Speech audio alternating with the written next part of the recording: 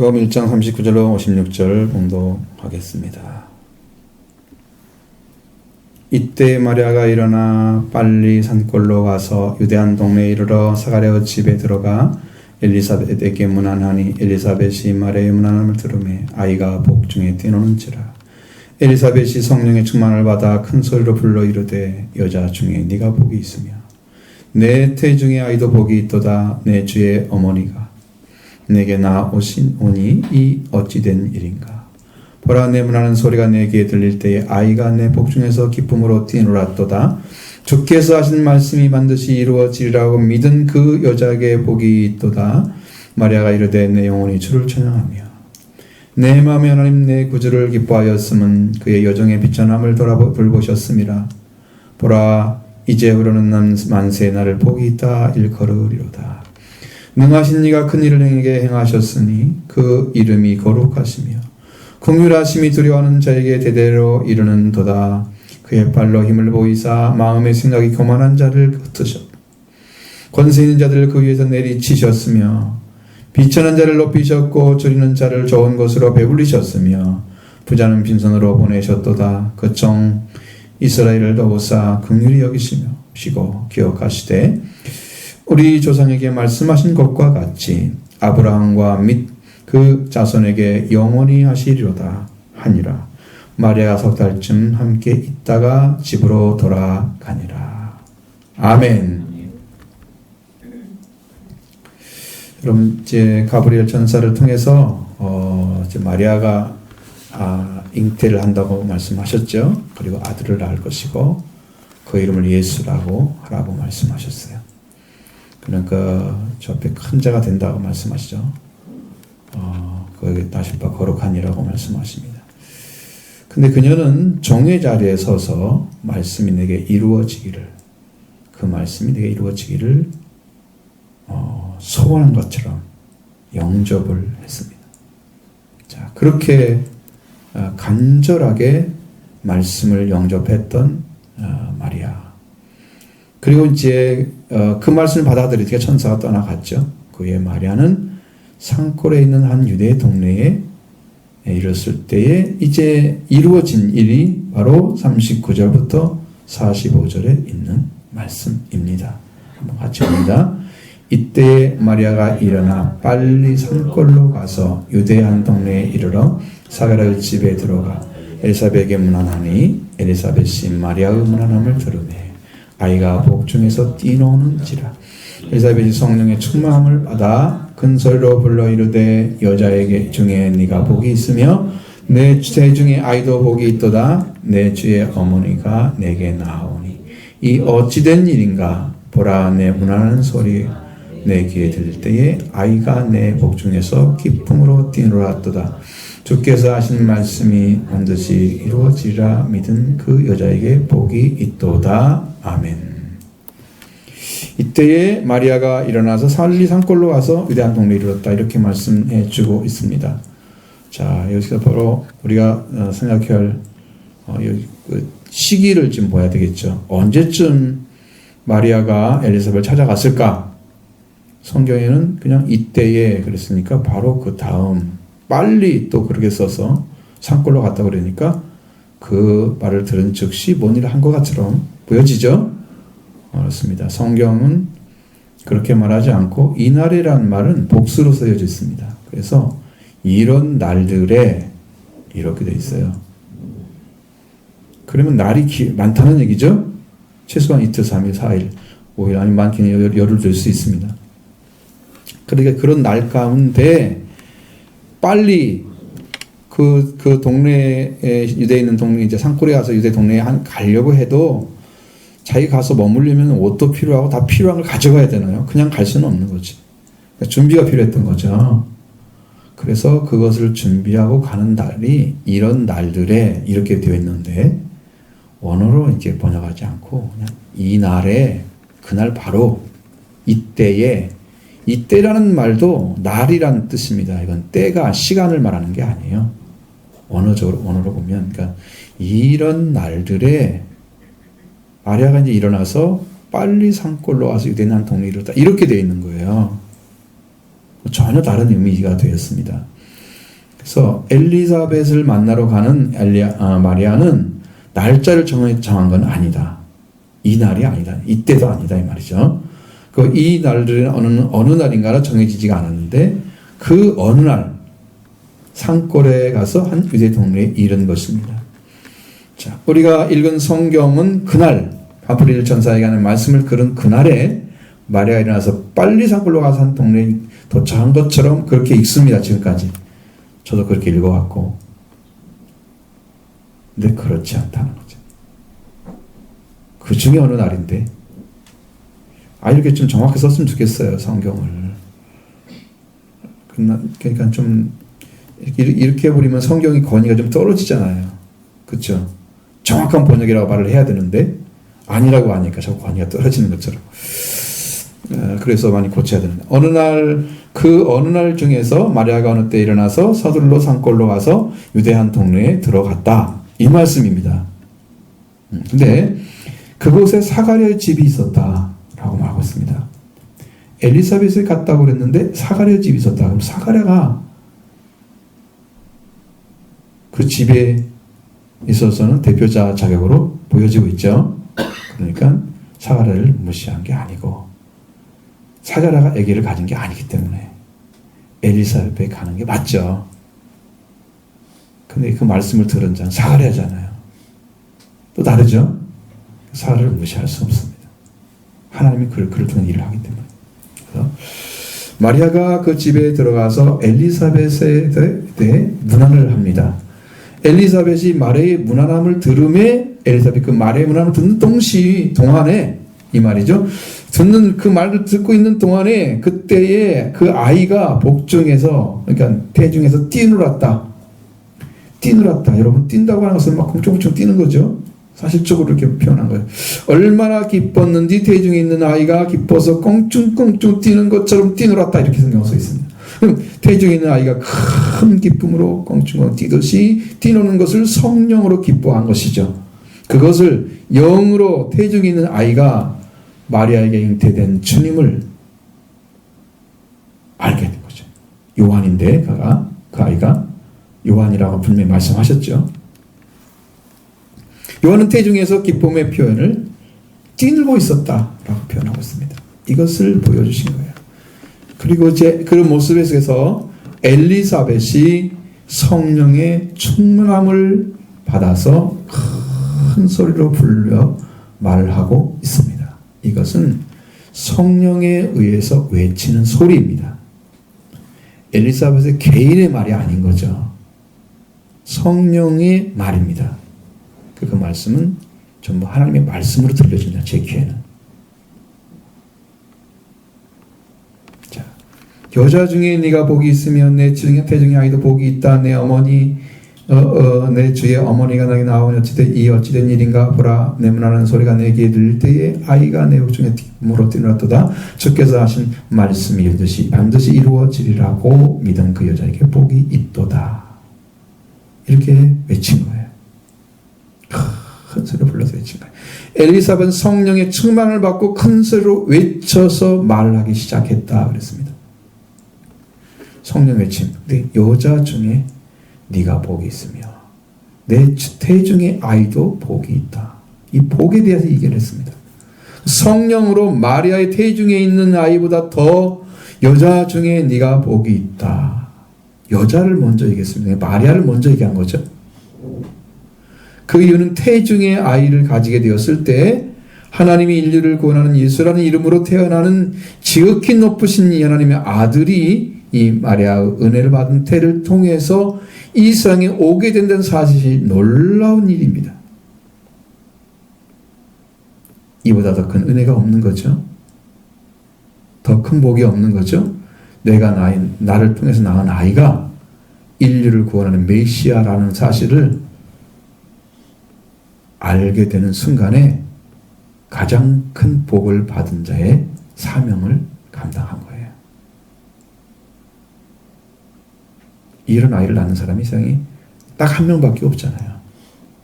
그것도 시기와 때가 정확히 맞아야 되고 혈통도 맞아야 되고 얼마나 완전한 시간 가운데 하나님이 그 일을 하셨는가를 성경이 보여주고 있는 거예요.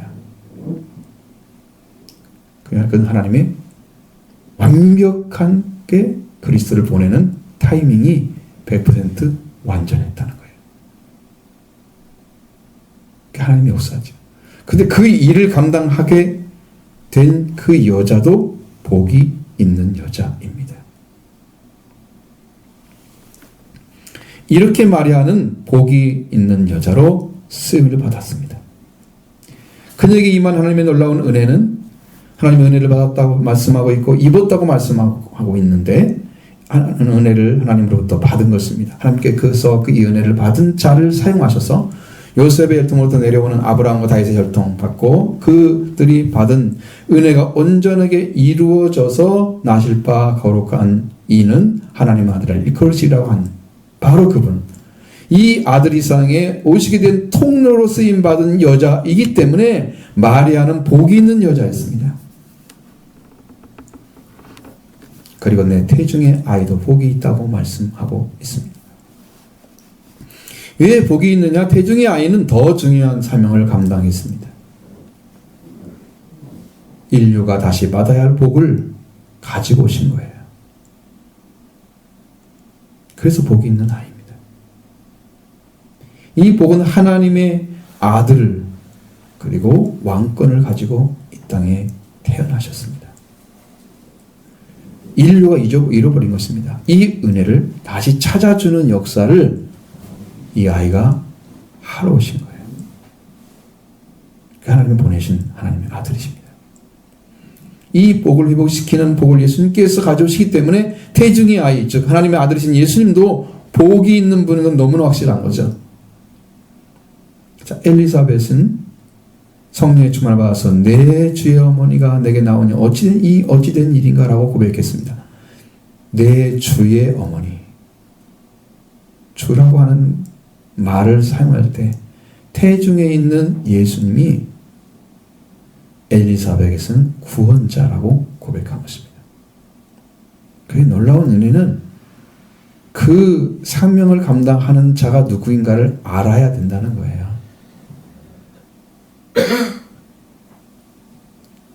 알게 된 것이 성령이잖아요, 지금. 성령으로 알지 않고는 이렇게 고백하겠어요? 다 짐작으로 하면 안 되죠. 불분명하면 안 되죠. 인간적 지식으로 하면 안 되죠. 정확하게 알고 하는 거죠. 성령으로 고백하는 거예요. 엘리사벳은 내 주라고 태안에게 있는 그 아기 예수, 태중에 있는 아기 예수를 내 주라고 그러고 그 어머니라고도 말씀합니다. 내 주의 어머니가 나를 향하여 오니 이것이 어찌 오셨는가. 이 고백입니다. 내 주를 부르신 예수님과 그 예수님을 태중에 가진 어머니가 자신을 향하여 오는 것은 매우 큰 영광이었습니다. 뿐만 아니라 내 주의 어머니라 불려진 마리아가 분하는 소리가 내 귀에 들릴 때에 아이가 내 태중에서 기쁨으로 뛰놀았다고 고백하고 있습니다. 태중의 아이가 기쁨으로 껑충껑충 뛰었다는 거죠. 분명한 것은 성령으로 잉태되신 예수님께서 태중에서 성령이 충만한 요한이 알아봤다는 거예요. 알아봤다는 거죠. 주님을 만난 기쁨, 성령 안에서 그 기쁨을 태중에서 그렇게 표현한 것입니다. 그들은 벌써 이미 영으로 다 아는 사이였습니다. 그리고 주께서 하신 말씀이 반드시 이루어지라고 믿은 그 여자에게 복이 있다고 그는 또 고백했습니다. 여기서 주는 창조주 하나님을 말씀하는 것입니다. 창조주 하나님께서 하신 말씀이 반드시 이루어지라고 믿은 그 여자가 복이 있다고 합니다. 말씀합니다. 반드시 이루어지라고 믿은 그 여자가 복이 있다 하는 것은 말씀에서 여러분에게 지난주에 말씀 드린 것과 같습니다. 주의 여종 이오니 내게 말씀대로 이루어지이다 라고 고백한 거죠. 여기서 말씀대로 이루어지이다, 이루어지이다라는 말은 희구법을 사용했습니다. 그래서 마치 자기의 소원처럼 받아들여서 꼭 이루어지기를 바라는 간절한 소망이 되었습니다. 그 안에 이미 들어온 거예요. 심령 안에 말씀이 들어온 거예요. 받아들인 거예요. 지금 못했을 때는 그런 생각을 해본 적이 없었을 거 아니에요? 근데 천사가 하는 말을 듣고 그냥 그 말씀을 소원으로 받게 되어버렸단 말이죠. 그러니까 주께서 하신 말씀을 반드시 이루어지라고 믿는 그 여자가 된 거예요. 그래서 복이 있는 여자라고 고백한 것입니다. 말씀이 떨어졌을 때 그 말씀을 내게 이루어지라고 감당하는 마음을 가진 사람들이 있어요. 드물게도. 그래서 하나님이 그가 일꾼이 되게 하시는 거예요. 내가 이렇게 하겠습니다. 하나님 말씀 떨어지면 이렇게 순종해 드리겠습니다. 이런 사람이 있어요. 내 소원처럼, 마치 내 일처럼, 내가 해야 될 일인 것처럼, 내게 맡겨진 일인 것처럼 받아들이는 사람이 있어요. 마리아가 그런 사람이었습니다. 그래서 그 여자를 통해서 창조주라는 말씀이 이루어지리라 고 믿었던 그 여자를 통해서 하나님이 큰 일을 행하신 것입니다. 이것이 마리아가 지금 46절 이하에 그가 말하고 있는 그 찬양의 배경이 되는 것입니다. 그 말씀이 들어오니까 이제 찬양이 터져 나온 거죠. 말씀이 믿어지지 않았더라면 무슨 말 한마디를 제대로 하겠어요. 확실하게 받아들였기 때문에 마리아의 심령 가운데서 이렇게 타오르는 말씀이 된 거예요. 그냥 그 안에서 주님이 주신 말씀들이 다 이해가 되는 거죠. 한 말씀 한 말씀이 다 이해가 되는 거, 믿어지는 거예요. 그래서 하나님 가브리엘을 통해서 주신 말씀을 대한 마리아의 믿음이 찬양의 배경이다. 그걸 또 확인해 준 분이 누구다? 엘리사벳입니다. 그래서 이 말씀을 믿은 여자에게서 찬양이 나온 것입니다. 자, 마리아가 말하기 시작합니다. 46절로 48절의 말씀입니다.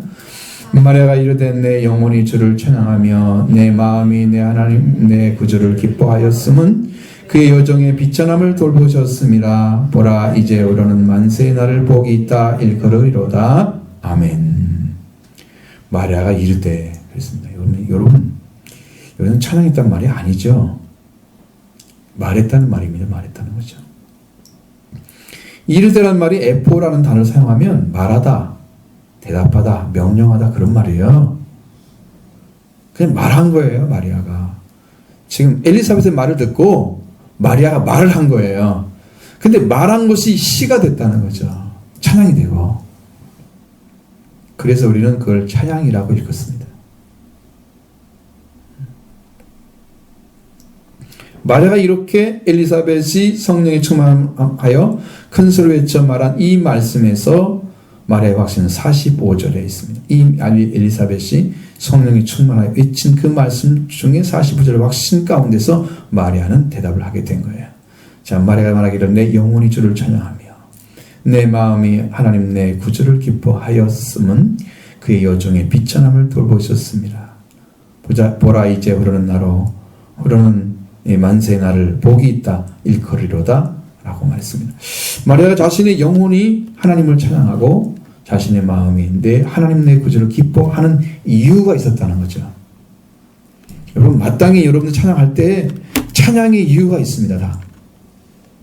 하나님 나와 함께 계시는 걸 확인했을 때, 평안을 확인했을 때, 말씀을 준 확신이 주어졌을 때 있죠. 또 하나님께서 큰 비전을 이루어 가시는데 참여하게 하시고 그걸 이루어 가는데 나를 사용하실 때 알죠? 다 찬양합니다.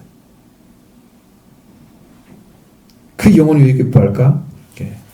자, 그 자신의 비천함을 돌보셨기 때문이라고 그런 말했습니다. 그 여정의 비천함을 돌보셨다는 것은 여정의 그 비천함을 유념하셨다 하는 것이죠. 여러분, 여종이란 말은 당시에 여종은 여자 노예를 가리키고 있습니다. 노예는 슬레이브, 히브리어 에베드, 헬라어로는 둘로스라고 사용합니다. 이 단어를 인간이면서도 인간의 기본 인권을 갖지 못하고 자유를 속박당한 가운데서 주인의 소유물로 되어 있는 사람으로서 자유인은 반대말이 노예입니다.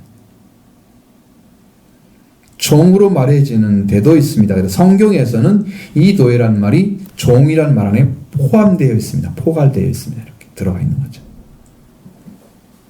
그래서 종은 서번트나 슬레이브로 말씀드리고 있는데, 이 사람은 남을 섬기고 쓰이는 일에 종사하는 자의 총칭을 들었을 때 종이란 말을 사용합니다. 그러면 종이 될 때는 강제적으로 종이 된 사람이 있고 자발적으로 종이 된 사람이 있습니다. 대체로 자발적으로 종이 된 사람은 종이라고 말하고 강제로 종이 된 사람들은 노예라고 얘기합니다.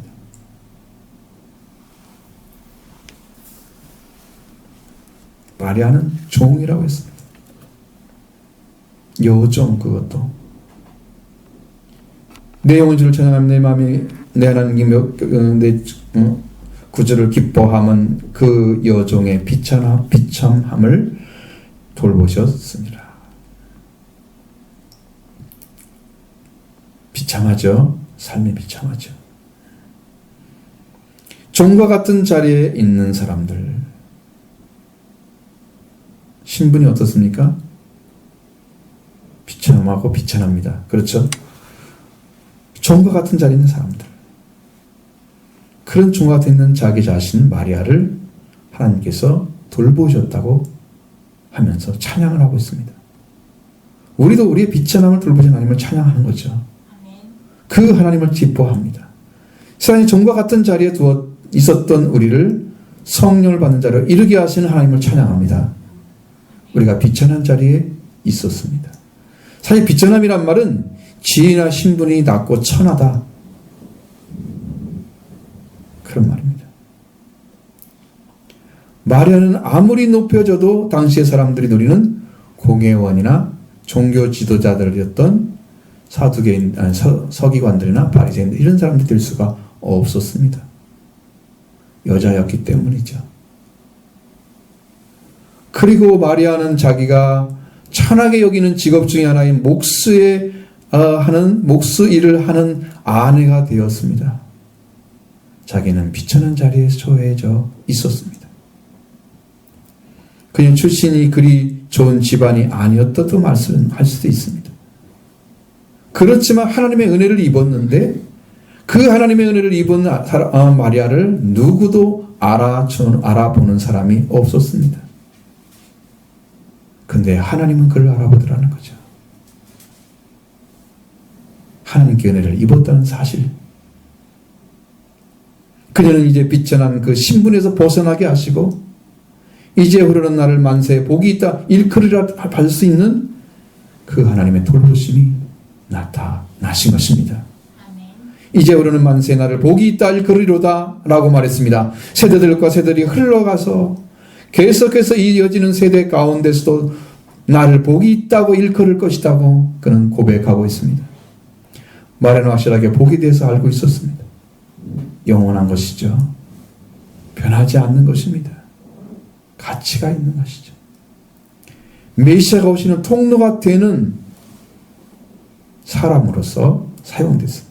하나님의 뜻을 이 땅에 이루는 데 필요한 역할을 그녀가 감당해 주었기 때문에 그녀는 복이 있는 사람이었고, 그래서 세월이 흘러가도 지금까지 마리아를 우리는 예수님이 오신 통로로 고백하고 있습니다. 복이 있는 사람이죠.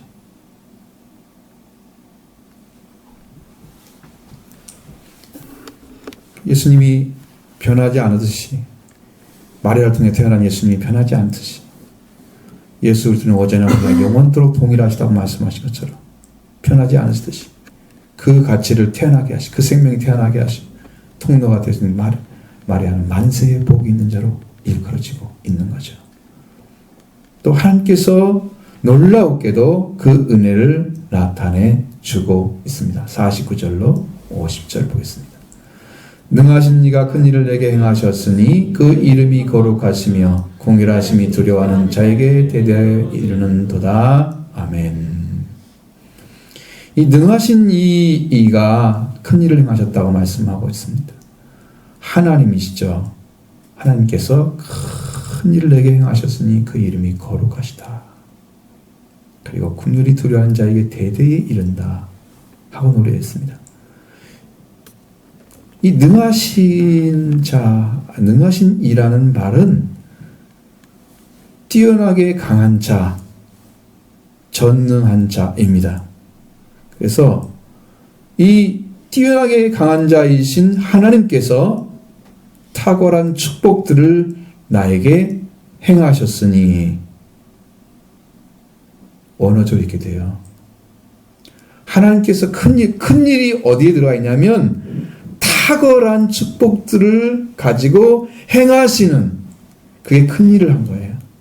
큰 일을 행하셨으니, 탁월한 축복들을 나에게 행하셨으니. 여러분, 축복이라는 것은 하나가 되면 안 됩니다. 많이 있어야 됩니다. 왜? 하나가 이루어지면 하나님께서 복을 내려주셨죠? 그러면 이것을 위해서 이것이 보이고 이것도 보이고 이것도 보이고 이렇게 돼야 됩니다. 이 축복들을 행하시는 거예요. 여러분, 성경에 뭐라고 나와 있습니까? 우리 신명기에도 나가도 복을 받고 들어가도 복 받고 뭐 그릇도 받고 뭣도 복 받고 나오잖아요. 하나가 아니잖아요. 축복들이죠. 마리아에게 축복들을, 하나님의 탁월한 축복을, 그러니까 이 세상에 경험할 수 없는 축복들을 마리아에게 행한 것입니다. 하나님은 온 유지에서 뛰어나신 강하신 분이십니다. 하나님의 말씀으로 천지와 만물이 다 이루어졌습니다. 창조주 하나님이십니다. 뿐만 아니라 사탄의 공격으로 말미암아 아담과 그 아내가 죽음에 들어가게 됐을 때 하나님은 여자의 후손이 뱀의 머리를 부셔버릴 것이라고 약속했습니다. 강력한 능력을 사용할 것을 경고하신 거예요. 부셔버린다고 했습니다.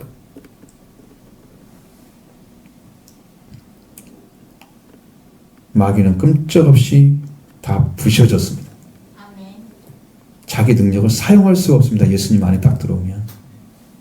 지금 왜 우리가 당하느냐? 아직 능력이 온전히 사용되지 못하는 거예요.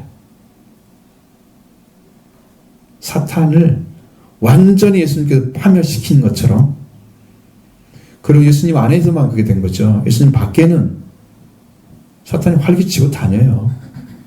그래서 어떻게 해요? 사람들 다 지구로 끌고 가요. 예수님한테만 친 거야. 우리한테 친 게 아니고. 근데 예수님이 사람이란 말이죠.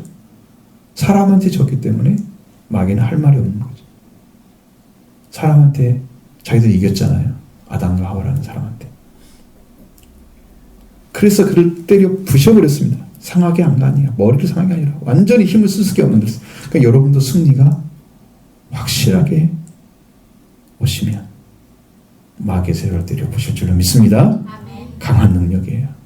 그러한 능력을 나타내시기 위해서 마침내 독생자 예수 그리스도를 이 땅에 보내신 거예요. 사람이 뱀으로 나타난 사탄에게 졌기 때문에 뱀과 싸워서 이겨야 되는데, 그래서 하나님의 아들이 마리아를 통해서 예수라는 이름을 세상에 보내시면 사람이 되신 거죠. 뛰어나게 강하신 하나님은 이 일을 이루셨습니다. 이 하나님께서 마리아에게 뛰어나게 강하신 하나님의 탁월한 축복들을 행하게 하셨습니다. 이것도 갖고 저것도 다 이루게 하셔서 완벽하게 예수님이 태어나는 거, 예수님이 피신가하는 거, 예수님 다시 돌아와 성장하는 거, 모든 과정 속에서 하나님이 그 일을 행하신 거죠. 이게 축복들이에요. 마리아의 가정에, 마리아의 가정에 행하신 복인 줄로 믿습니다. 이렇게 이루신 거예요. 그 일을 행하신 하나님이 이름이 거룩하시다. 그 긍휼이 두려워하는 자에게 대대에 이른다고 고백합니다. 아멘. 하나님은 거룩하신 분이십니다. 긍휼하심이 두려워하는 자에게, 그 불쌍히 여기시는 두려워하는 자에게 세대들과 세대들내로 연결이 되는 거죠. 거듭되는 되는 것입니다. 하나님의 일은 거룩한 거예요. 그래서 하나님의 행하심도 거룩하게 나타납니다. 왜? 그가 가지고 있는 위치에서 행하기 때문에 하나님의 일은 그냥 이 보편적으로 나타나지 않습니다. 거룩하게 나타납니다. 여러분, 어떤 사람이 이걸 했어. 여러분도 어떤 사람이 일을 맡기면 어떤 사람이 해놓는 솜씨가 나타나잖아요. 얘한테 이걸 맡기니까 얘는 믿을만해. 그러면 잘 시키겠죠? 어떤 사람을 시키니까 좀 일이 좀 잘못되고 좀 약하고 어딘가 허점이 많아. 안 시키고 싶죠? 하나님 완전하게 행하십니다. 아멘. 거룩하신 하나님이 그 이름에 걸맞게 일을 하십니다. 아멘. 그래서 그 이름이 거룩하신 거예요. 그 일 행하신 일, 하나님은 거룩하십니다. 구별되게 행하시는 것이죠. 그 이름이 높으신 것입니다. 하나님은 이렇게 자신의 거룩함을 나타내서 독생자를 받은 자에게도 거룩함을 나타내시기를 원하시고 계시는 거예요. 우리들이 지금 그렇게 걸어가야만 되는 거예요. 그 하나님의 궁유하신 불쌍히 여기시면 두려워한 자에게 세대가 세대로 이어지는 놀라운 궁유를 나타내고 있습니다. 하나님을 두려워하는 자는 그의 크심, 그의 완전하심, 그의 전능하심을 믿고 아는 자들이 두려워합니다. 악인은요, 하나님을 두려워하지 않습니다. 이게 하나님을 두려워하는 자에게 계속해서 하나님은 궁유를 나타내시는 분이십니다. 지금도 하나님을 두려워하는 심령을 가지고 엎드린 자에게 하나님 지금도 궁유를 내려 주실 줄로 믿습니다. 여러분이 그런 자리에 찾아져 있으면 은혜는 저절로 오게 됩니다. 성경에 교만한 자는 물리치시고 겸손한 자에게 은혜를 베푸시는도다. 이것이 여러분에게 이루어진 말씀이에요. 그러니까 하나님이 구별하시는 거죠. 그렇죠? 말씀을 전한 자 구별하는 게 아니고 하나님이 그가 하나님을 찾고 있고 고백하고 있고 찾고 있고 만나고 싶어하는 그 겸손한 자리에 서서 찾는 사람을 하나님 은혜를 베풀어 주시는 거예요. 그러나 보십시오. 마음이 교만한 자에 행하시는 것, 권세 있는 자에 행하시는 것을 봐야 합니다. 51절 보겠습니다. 그의 발로 힘을 보이사 마음의 생각이 교만한 자를 흩으셨고 아멘. 하나님 그 능력을 사용하실 때 상징적인 능력이라는 말을 사용할 때 단어를 팔을 사용하신다. 팔. 하나님의 팔. 능력을 나타낼 때 쓰는 단어입니다. 성경의 대부분이 하나님의 손으로 일을 하셨다고 그랬습니다. 손을 나타내셨다. 근데 여러분 생각해보면 손과 팔은 동시에 있는 거잖아요. 손이 있는데 팔이 없으면 일을 할 수 없죠. 팔이 없는데 손이 없으면 일을 못하죠.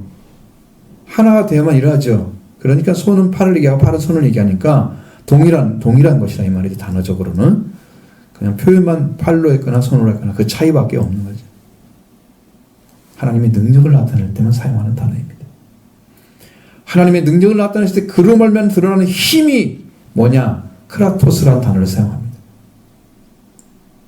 크라토스는 힘, 능력, 세력을 의미합니다. 디나미스라는 말도 쓰잖아요. 디나미스도 힘, 세력, 권능을 얘기합니다. 그러면 이 디나미스는 힘이 행사나 실행을 의미할 때 쓰는 단어예요. 실제적인 능력이 나타내질 때 쓰는 단어가 디나미스예요. 그런데 크라토스는 힘의 현존과 중요성을 의미하는 단어예요. 힘을 가진 분이 있다는 거죠. 지금 존재하고 있다는 거죠. 그걸 말하고자 할 때는 크라토스를 써요. 그 능력이 나타날 때는 디나미스를 써요. 확실하게 구분한 성경은. 그분이 얼마나 중요한 분인가 나타날 때 크라토스를 써요. 힘을 가진 그 하나님이 얼마나 중요하고 힘을 가진 하나님이신가를 나타내고자 할 때 쓰는 단어입니다. 그래서 하나님이 크라토스를 가지고 실제로 힘을 드러내는 거예요. 그래서 여기서 하나님께서 그의 발로 힘을 보이셨다는 것은 하나님께 그의 능력으로 힘을 가졌다는 것을 다른 사람이 알도록 하셨다는 거죠. 보여줬다는 것입니다.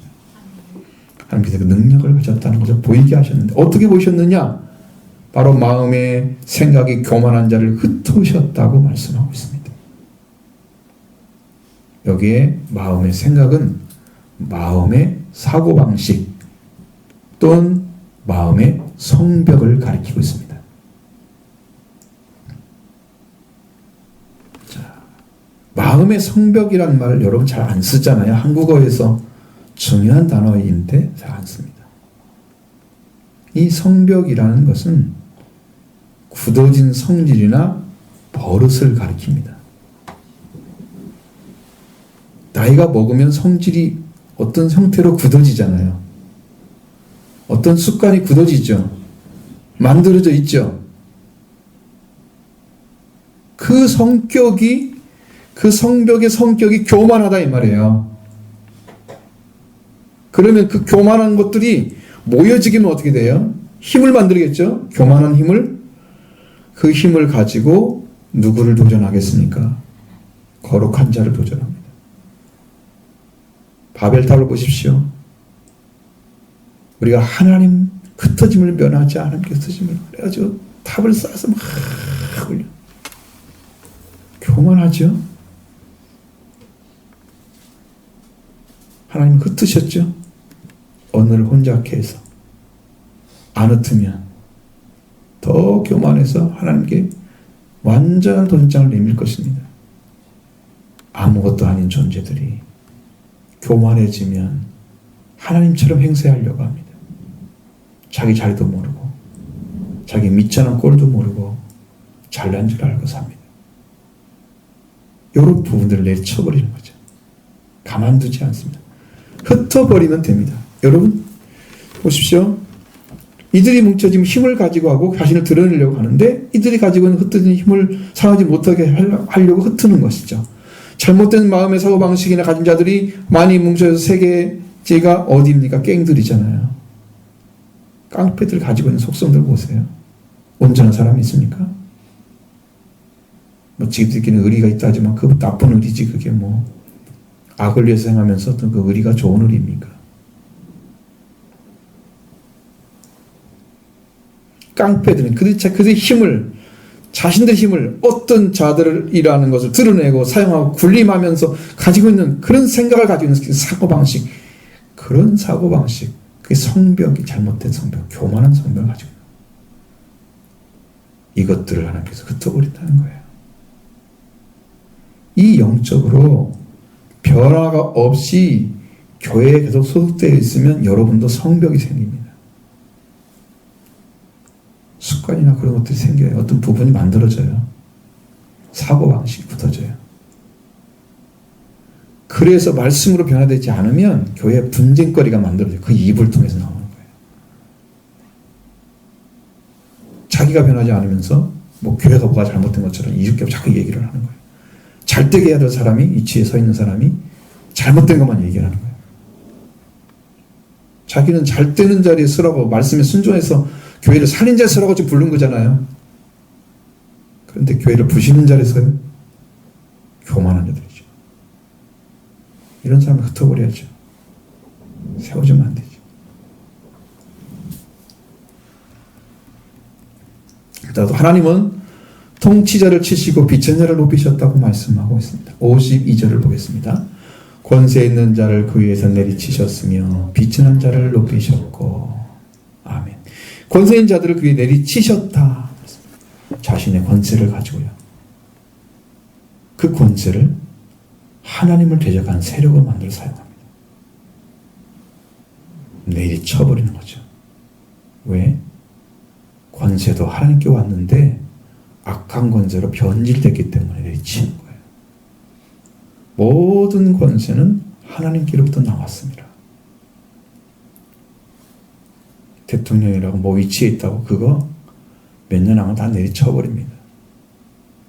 세월을 주는 것은 회개하라고 주는 거예요. 금방 뭐 잘못했다 하나 잘못했다고 금방 꺾어버리면 어떻게 돼요? 그 사람 회개할 기회가 없잖아요. 계속 잘못하면 그건 내리쳐야죠. 대해롭 같은 통치자 창자가 썩어 죽게 되는 그 더러운 병에 걸리는 비천한 자가 되게 만들었습니다. 하나님은 비천한 자를 높이셨다고 말씀하셨습니다. 이 비천한이라는 말이 타페이노스입니다. 타페이노스. 낮은, 비천한, 겸손한 이런 뜻을 가진 단어입니다.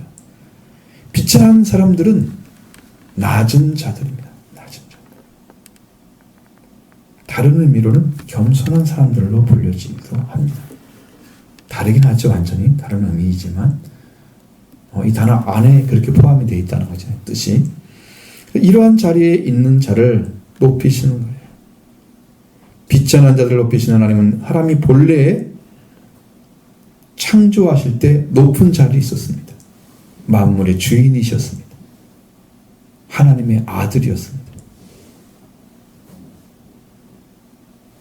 원래의 위치를 다 잃어버린 거예요. 그래서 죄로 말미암아 하나님의 아들의 권세를 잃어버렸어요. 그럼 다시 죄가 없어지도록 참비신 예수 그리스도가 오셔서 영접하게 되면 하나님의 아들 자리를 다시 찾아주죠. 권세를.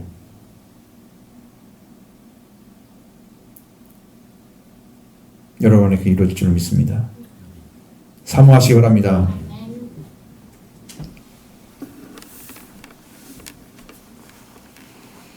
그래서 죄를 범하니까 또 저주를 받아서 가장 천한 자리에 떨어져 버렸습니다. 비천하게 된 것입니다. 그것을 아는 거죠.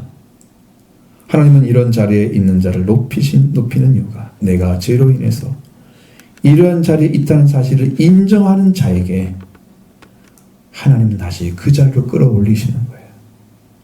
마리아는 그 사실을 알고 있었다는 거죠. 자기는 비천한 자리에 있다는 걸 알고 있었습니다. 하나님 비천한 자에 떨어진 자를 자인 것을 알고 있는 사람들, 그런 사람들을 들어서 높이십니다. 이것을 알고 마리아는 찬양을 한 것입니다. 하나님 줄이는 자를 좋은 것으로 배불리시고 부자는 빈손으로 보내셨습니다. 자, 53절을 보십니다. 줄이는 자를 좋은 것으로 배불리셨으며 부자는 빈손으로 보내셨도다. 아멘. 이 줄이는 자는 굶주린 자를 가리킵니다. 자들입니다. 복수이죠. 복수로 사용됐습니다. 전부 다 자들이라고 됩니다. 많은 사람들이 굶주리고 있습니다. 하나님께 굶주린 자는 하나님이 필요합니다. 영적인 굶주림을 가진 사람들은 말씀이 필요합니다. 무엇을 필요로 하는지 여러분이 굶주리냐에 따라서 달라지는 거예요. 세상 걸 좋아하는 사람들은 그게 굶주리겠죠? 그러면 그걸 찾으러 가죠. 다 똑같은 줄 알고 하나님 찾는 것과 세상 찾는 게 동일한 줄 알고 이 분별 능력이 없는 사람들은 이게 눈이 어두워서 볼 수가 없는 거예요. 하나님이 좋은 것으로 하나님 주시는 건 좋은 것입니다. 그래서 하나님이 주시는 것으로 하나님 자신이 채워주시는 거예요. 그래서 우리들 자신이 무엇으로 주이든지 간에 굶주리든 간에 채우시는 분은 하나님이십니다.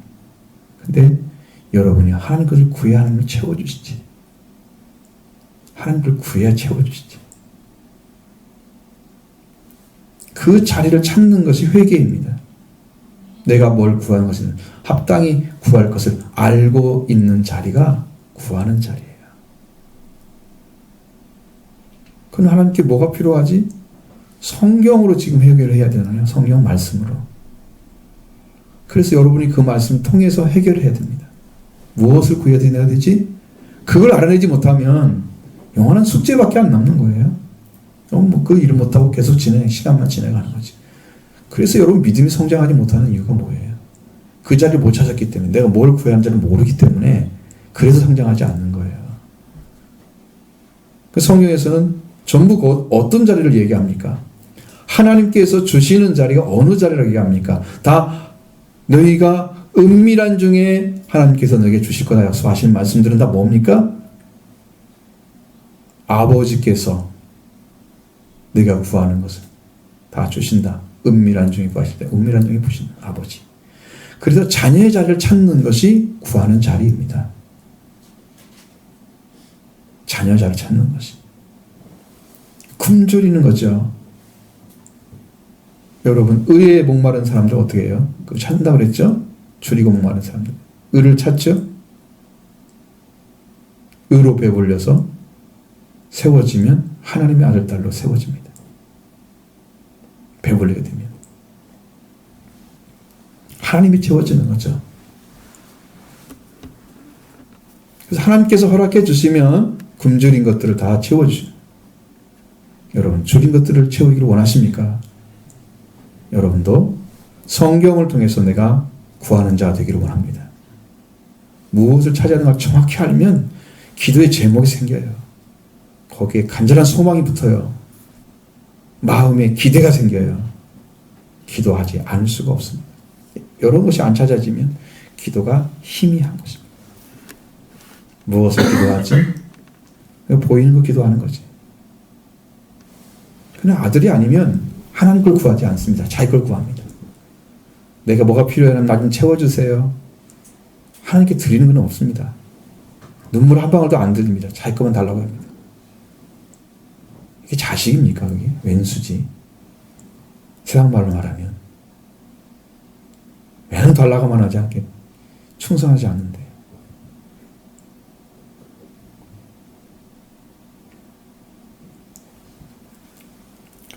자, 그래서 여러분 줄인 자에게 좋은 것을 한 주실 줄로 믿습니다. 여러분 줄인 것이 정확하셔야 됩니다. 뭘 줄이는지를 하셔야 됩니다. 그러나 부자는 빈손으로 보내셨다고 말씀합니다. 이 부자라고 하는 것은 세상의 것들을 누리는 자를 가리키고 있습니다. 하나님을 얻고 하나님의 은혜 입고 살아가는 자들은 가난한 자입니다. 그들은 왜 가난한지 아십니까? 하나님을 얻기 위해서 모든 걸 다 버렸기 때문에 가난합니다.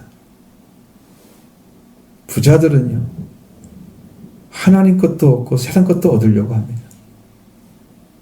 그래서 성경이 말씀하죠.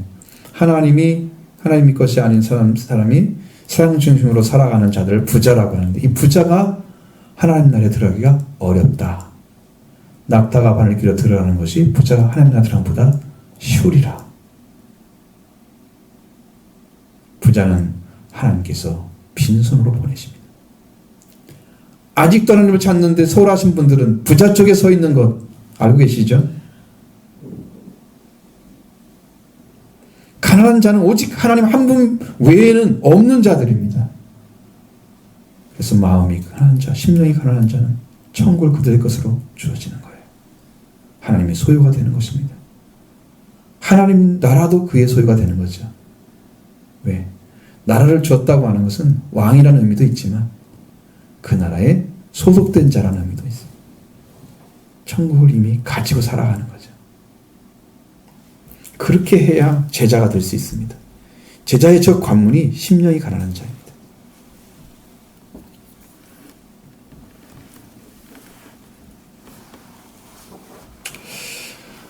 자, 부자는 또 하나님을 상대적으로 대하는 신앙을 가지고 있기 때문에 자기 중심적인 신앙을 가진 자들이 부자입니다. 하나님이 필요할 때는 하나님께 오고, 그렇지 않으면 세상에 속해 살아가시고 가지고 살아갑니다. 하나님도 필요하고 세상도 필요하고 부자입니다. 이러한 사람이 하나님이 같이 계시겠습니까? 이러한 신앙을 가진 사람들은 빈손으로 보낼 것입니다. 하나님께서 주지 않으실 거라는 거죠. 여러분 신앙을 정리하시기 바랍니다. 마리아는 그 사실을 알고 이야기한 거예요. 찬양하고 있는 것입니다. 그 종 이스라엘을 도우셔서 긍휼히 여기시고 기억하시는 하나님이시라고 고백하고 있습니다. 54절 55절 같이 봅니다. 그 종 이스라엘을 도우사 긍휼히 여기시고 기억하시되 우리 조상에게 말씀하신 것과 같이 아브라함과 및 그 자손에게 영원히 하시리로다 하니라. 아멘. 그 종 이스라엘을 도우셨고 말씀입니다. 긍휼히 여기시고 기억하시되. 왜 이렇게 하실까요? 그들의 조상들 때문에 그렇게 하시는 거예요. 하나님께서 그 조상들에게 말씀하신 것이 있기 때문에 그런 거예요. 저들에게 말씀하신 것과 같이 아브라함과 미카 자손들에게 영원히 하실 것이요. 뭘 하신다고요? 도우시고 궁히 여기시고 기억하시는 일을 영원히 하시겠다는 거죠. 왜? 조상들이 약속을 했기 때문에 그런 거예요. 그래서 아브라함과 그 자손들에게 말씀하시는 거예요. 이스라엘을 사랑하시는 하나님이 왜 이스라엘을 선택하셨을까? 그것은 하나님께서 그렇게 하고 싶어서 한 거예요. 그들에게 말씀하신 것도 하나님이시고 인류를 하나님께서 구원하시려고 선택한 아브라함과 그의 후손은 하나님과 단절되지 않고 그들을 도우시고 긍휼히 여기시고 기억하셨던 것이죠. 하나님이 선택한 것입니다. 그러나 그 선택을 받은 것은 하나님께서 그들이 작은 민족이기 때문에 선택하신 거예요. 큰 민족이고 똑똑하고 잘나 선택한 게 아니에요. 하나님의 선택으로 나와 있습니다. 성경에는 이스라엘 선택한 것은. 그래서 하나님은 이스라엘 선택이 하나님의 뜻이었음을 가르쳐주고 있습니다. 그들을 통해서 인류를 구원하는 구원자가 나올 것을 가르쳐줍니다. 구원이 유대인에게서 남이라. 그들께서 나오잖아요. 그리고 이스라엘 백성들을 중심으로 세상이 움직여지고 있습니다. 3차 대전이 일어나면 거기를 중심으로 일어날 거예요. 유프라테 전쟁이 일어나면. 마지막 전쟁이 아마겟돈 전쟁이 일어나면 역시 이스라엘 중심으로 일어날 것입니다. 그들이 세계 중심이에요. 몰라서 그래요. 사람들이. 하나님은 그렇게 움직여가고 있습니다. 세상에 큰 소리 치는 사람들 다 거기가 전쟁할 것입니다. 이영매 군사들이 모여가지고 어마어마한 싸움이 벌어질 겁니다. 다 거기에 중심이에요. 그들에게는 하나님의 궁율, 그들에게 궁율과 도움을 주시는 하나님은 이스라엘에게 말라기 선지자 이후에 400년 동안 이스라엘 하나님을 대하는 구원자가 끊김으로써 암흑기가 되었는데 그런 중에 암흑기를 뚫고 새로운 빛이 임하게 하시고 조상들의 약속하신 바를 이루시게 하시는 메시아를 보내신 거예요. 그 어둠의 빛을 뚫고 메시아를 보내셨습니다. 조상들 하신 말씀을 기억하신 거죠. 그리고 이 약속의 대상은 이제 민족과 혈통의 구별을 초월한 모든 민족을 초청하는 영적 이스라엘로 확대되는 시기가 그때부터였다는 거죠. 이스라엘이 민족만 구원한다고 하는 그 선민 사상이 깨트려져 버린 거죠. 왜? 이스라엘 민족이 받아들이지 않으니까 이방으로 복음이 전하기 시작하잖아요. 하나님 나라가 전파되기 시작하잖아요. 구원의 소식이 기쁜 소식이 이방 민족에 다 전해지잖아요. 그러면 그 이스라엘 민족이 전체가 아니라는 거죠. 그것이 중심이 돼서 전파하는 게 하나님 목적인 거예요. 하나님은 그 메시아를 보내셔서 이 큰 일을, 위대한 일을 마리아를 통해서 보내주신 하나님의 아들 예수님이 태어나게 하신 것입니다. 하나님 이 시기를 변함없이 기억하셔서 이루신 것입니다. 하나님의 신실하심과 성실하심이 나타내지고 있는 것입니다. 이렇게 행하신 하나님은 아브라함과 그 자손에게 영원히 하실 것에 대한 확신을 찬양하고 있습니다. 그리고 석 달 후에 마리아가 집으로 돌아갔습니다. 26절 보겠습니다. 마리아가 석 달쯤 함께 있다가 집으로 돌아가니라. 아멘. 마리아는 거기서 석 달쯤 있었다고 잊고 집으로 돌아갔다고 말하고 있습니다. 그곳에는 아무래도 큰 기쁨을 누렸을 겁니다. 찬양의 삶을 찬양을 하고 살다가 집으로 돌아갔을 거예요. 마리아는 마음에 깊이 말씀을 받아주는 생활을 하는 그런 사람이었습니다. 매우 신중하고 신실하고 그리고 청명하고 진실한 성품의 소유자였습니다. 성경을 보면 그게 많이 나와요. 몇 번 나와요. 누가 무슨 말을 하면 마음에 두었더라. 그 말을 마음에 두었더라. 마음에 새기는 거예요. 새기는 거죠. 마리아의 신앙입니다. 그 마리아가 예수님이 돌아가실 때 십자가로 왔습니다. 십자가 못 박힌 예수를 향해서. 예수님이 십자가에 간 사람이 요한인데 요한 외에는 예수님의 모친이 되셨던 마리아였습니다. 십자가로 가까이 하는 신앙이 영광이 큰 것입니다. 하늘나라의 영광이 큰 거예요.